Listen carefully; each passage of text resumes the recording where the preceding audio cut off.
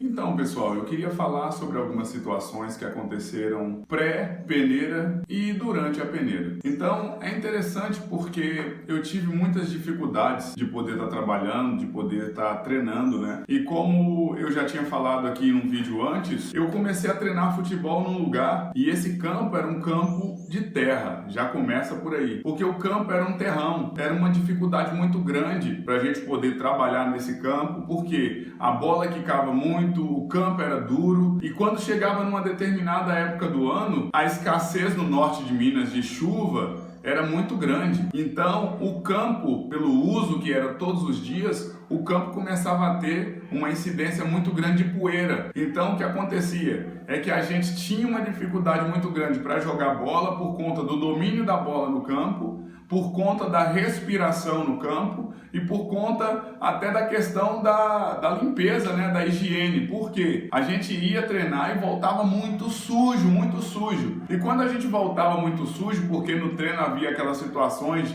de ter que sentar no chão para fazer abdominal, de ter que deitar no chão ou então cair de uma certa maneira quando sofria uma falta ou alguma coisa desse tipo, a gente se sujava demais. E quando a gente voltava dos treinos, a gente era alvo de um bullying, né, que naquela época nem se tratava como bullying, era zoeira, era gozação, né? Hoje é bullying porque as pessoas que estavam retornando naquele horário para a escola, indo para a escola, a gente estava exatamente naquele horário indo na contramão daquelas pessoas. Então as pessoas estavam indo para a escola e a gente estava vindo do treino. E as pessoas estavam vindo todas limpinhas, arrumadas, indo para a escola, cheirosas, né? E a gente estava vindo todo sujo, suado, cheio de terra. Nossa, era muito difícil. Por quê? Porque as pessoas tiravam sarro, as meninas tiravam sarro. E a gente já estava numa idade assim de 13, 14, 15 anos assim. Alguns até com 16 anos já. Naquela idade, né, de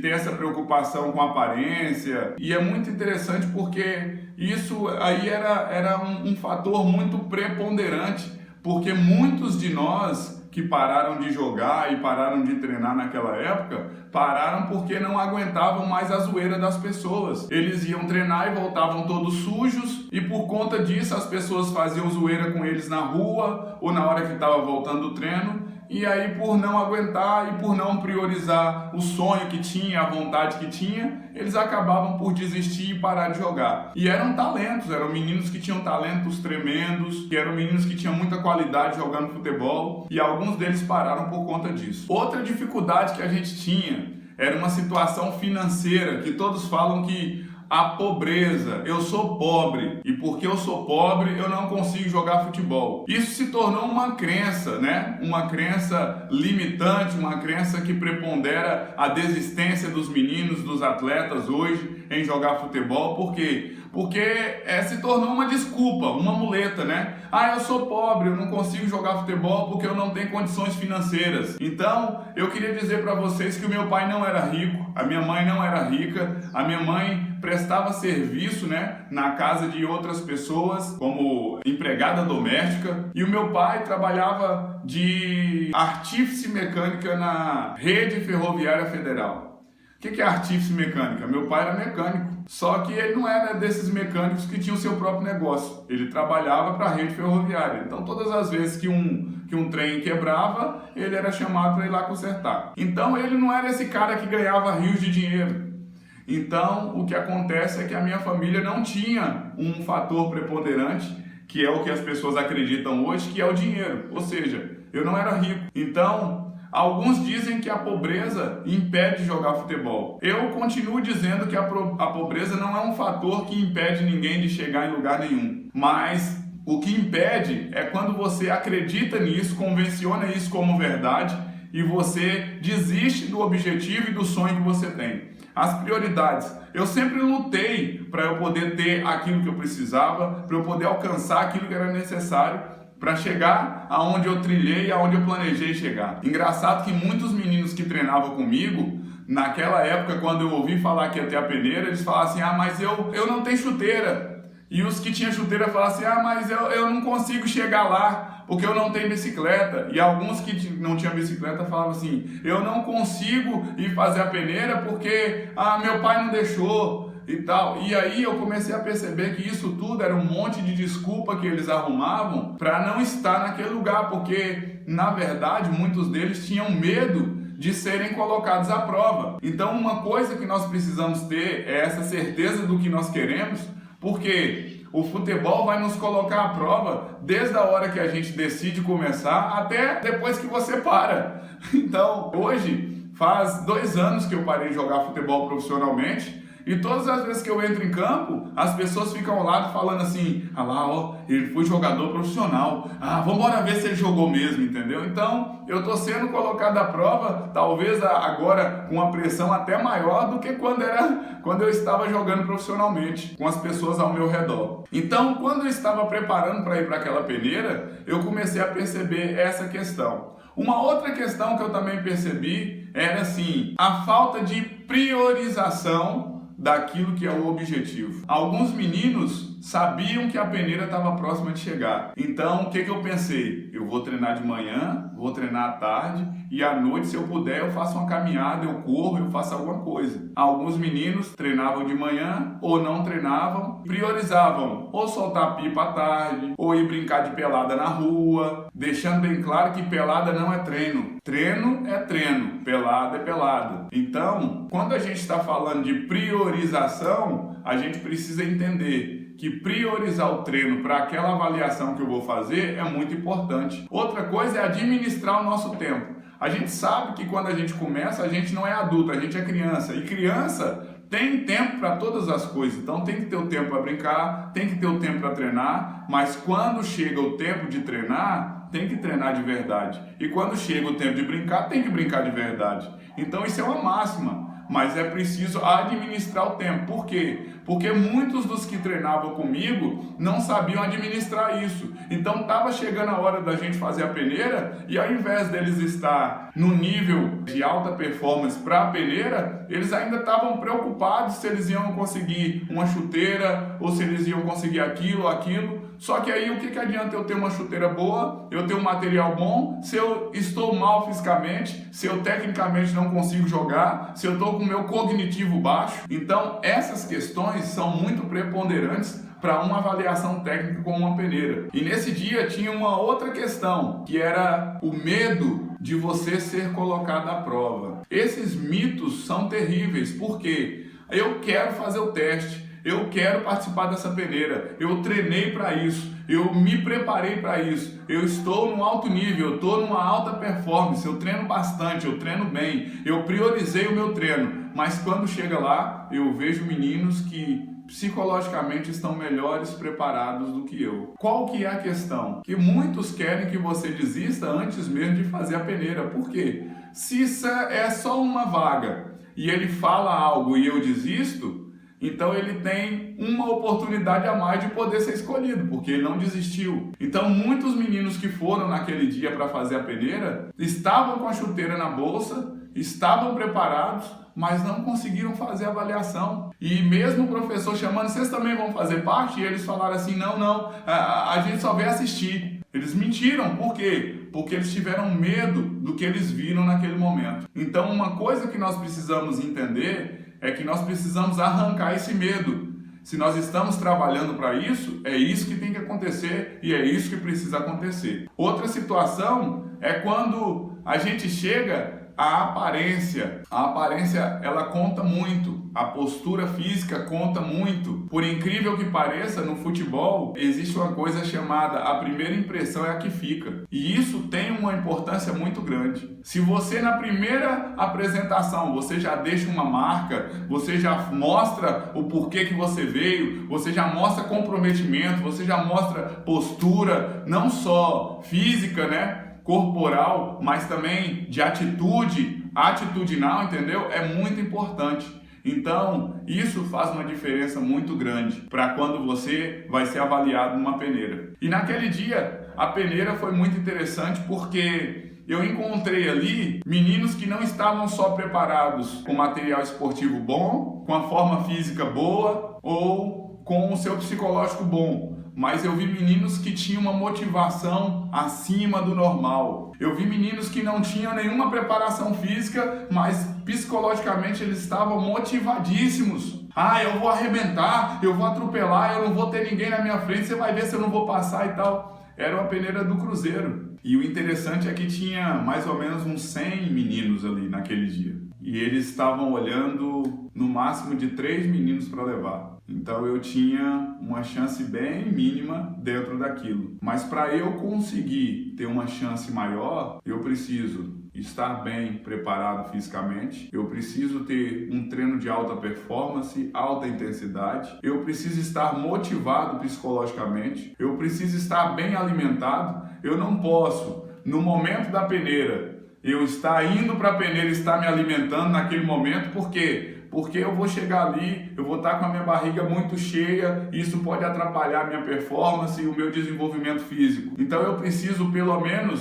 nesse âmbito de treinamento e de avaliação, pelo menos 2 horas antes eu preciso estar me alimentando da forma correta. Eu não posso encher o meu corpo de bobagem, eu não posso encher meu corpo de refrigerante, de salgadinho, disso e daquilo para eu ir. Então, eu preciso estar preparado fisicamente na alimentação, eu preciso estar preparado no meu treino, eu tenho que ter uma alta performance, eu preciso ter um alinhamento com o meu psicológico daquilo que eu quero. Por quê? Porque eu preciso banir os medos, eu preciso estar ciente do que eu quero, para que quando alguém me perguntar, você veio ser avaliado, você fala assim, não, eu vim e eu tô aqui, eu tô pronto, entende? A pessoa precisa, que vai avaliar, o avaliador precisa olhar para você e ver que você tem convicção e certeza daquilo que você quer, porque senão você vai falar assim, ah, eu quero um atacante, você tem um atacante aí, por exemplo, você levanta a mão e fala, você é atacante?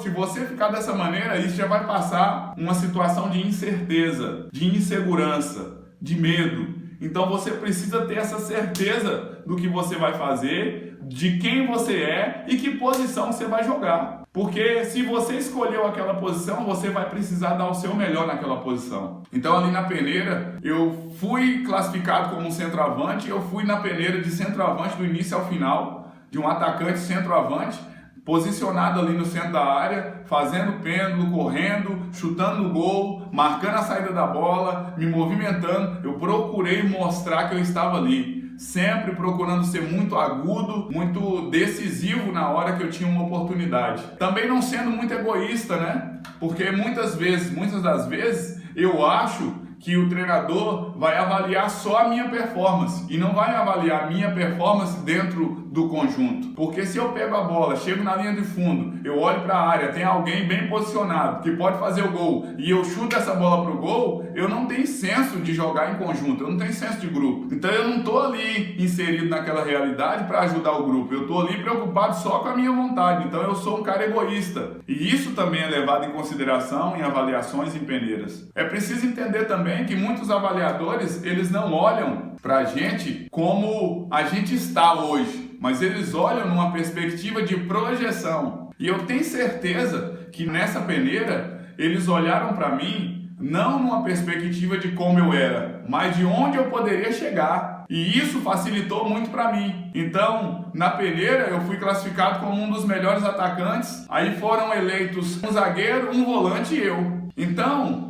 eu comecei a perceber, não era difícil passar numa peneira, desde que eu tivesse treinando em alto rendimento, me preocupando e zelando com os meus materiais esportivos, me preocupando com a minha alimentação, cuidando do meu psicológico, dormindo bem, descansando e tendo um bom relacionamento em casa. Por que um bom relacionamento em casa? Não sei se vocês lembram, mas eu disse que teve alguns meninos que não foram porque os pais não deixaram. Por que os pais não deixaram? Eles treinavam para jogar futebol. Por que os pais não deixaram? Porque eles não estavam tendo um bom relacionamento com os pais dentro de casa. Então, quando você treina e acredita que vai se tornar um jogador de futebol, você precisa ter um bom relacionamento com seu pai.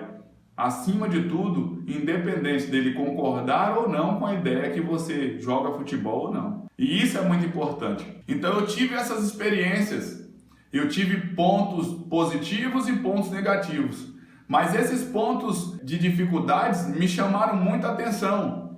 E isso me fez refletir muito sobre o restante da minha caminhada, na minha preparação para ser um atleta insubstituível nos lugares onde eu ia passar. Então eu comecei a ter como se fosse uma lista de atribuições que eu podia fazer para que eu pudesse estar bem para qualquer avaliação que eu fosse fazer. Então eu começava a ticar. Apareceu uma avaliação, é um teste de N times, X times, Atlético, Cruzeiro, São Paulo, Corinthians, e eu começava a ticar. Tô comendo bem, tô dormindo bem, tô treinando em alto rendimento, estou treinando com alta performance, eu estou treinando com alta intensidade, eu estou me cuidando, eu estou tendo um relacionamento bom com os meus pais, meu material está no nível bacana, dá para eu poder usar, responde à minha necessidade. Então eu comecei a ter uma lista mais ou menos assim. E isso foi me ajudando a me preparar para as próximas informações e próximas avaliações que eu ia ter. Então, eu queria dizer para você que não é impossível um atleta pobre chegar num ponto futuro de grandeza, de sucesso, de fama e de independência financeira. Mas há um fator que pode impedi-lo. O fator que pode impedir ele de chegar nesse lugar é ele mesmo, com o seu pensamento e suas crenças que são limitantes e que deixam a sua cabeça entristecida, o fazendo desistir de chegar naquele lugar onde ele traçou e planejou para chegar. Hoje, quando eu vou em alguns lugares, depois de 2 anos ter parado, eu ouço muitas histórias. Eu ouço pessoas que chegam e falam assim: eu jogava futebol e eu era muito bom, eu era fera, eu não era igual esses caras aí que você tá vendo hoje não, mas eu jogava muito.